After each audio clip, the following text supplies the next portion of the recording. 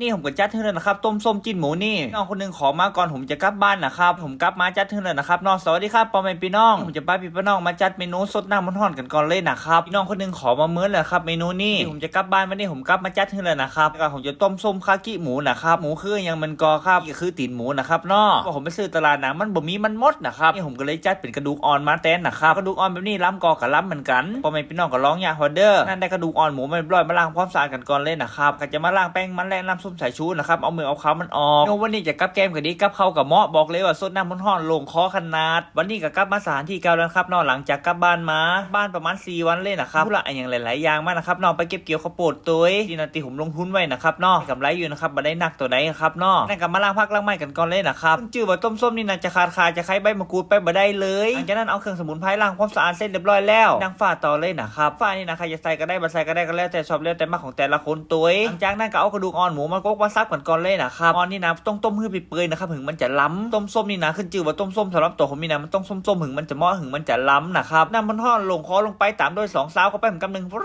เหมาะขนาดบ้านผมก็ไม่ได้ห้อง2 ซาวนะครับนอกบ้านผมห้องสอนล้อถอ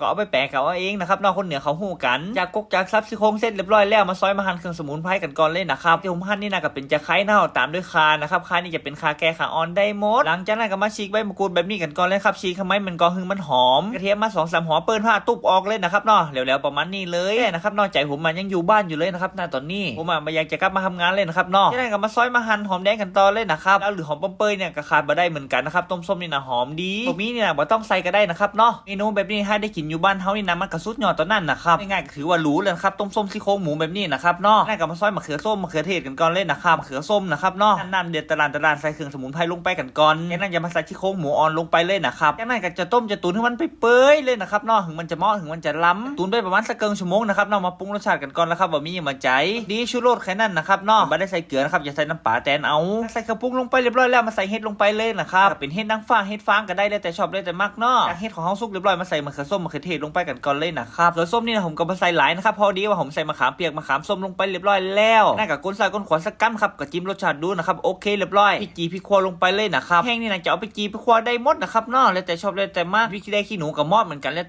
แต่คนมักนะครับเนาะจะนั่งกับมาต้มผัดด้วยหอมปอมเปิ้ลหรือหอมเป๊ะนะครับเนาะที่ฝรั่งนะครับอีสานกับประมาณนี้นะครับเนาะต้มส้มกระดูกอ่อนหมูนี่นะบอกเลยว่ายางเหมาะยางล้ำทอดนี่นะมันตึงโหลงคอเหมาะขนาดเลยนะครับเดี๋ยวผมจะเล่าเรื่องน้องสาวของผมเพิ่งฟังนะครับนั่นผมใจมันไปส่งน้ำปูเนาะน้องสาวของผมนะส่งไปก้านะครับเนาะยังไม่ได้น้ำปูเตี่ยผมมาหาน้องสาวผมนะครับทำไมน้ำปูถึงยังมาถึงเตี่ยมันหลายวันแล้วนะผมอ่ะถึงก็ตกใจเลยนะครับก็เลยไปติดต่อพัสดุนะครับเนาะไปโทรมาพัสดุกับมาห้าแผ่นพ่อน้องสาวของผมอ่ะก็โทรกลับไปหาคนที่ขายน้ำปูบอกว่ามันถึงแล้วนะเจ้าแต่ยังมาหู้จะเล่นนะครับว่ามันถึงนะครับไม่ยังมาน่ะของถึงเรียบร้อยแล้วจิมบอกผมนะครับว่ามันล้ำดีเขาบอกมีอย่างเลยนะใจน้องสาวของผมเล่นครับยังเก่งเล่นนะครับที่เล่นครับว่าน้องสาวผมมีนานจะแก้ปัญหาเฉพาะหน้าได้ดีเล่นครับผมพึงกับอึ้งครับผมตกใจเล่นนะครับดูถูกน้องสาวของผมอ่ะมาโดยตลอดเลยครับเอาตัวบอลลอดความสามารถอย่างหลายๆอย่างวันนี้นะผม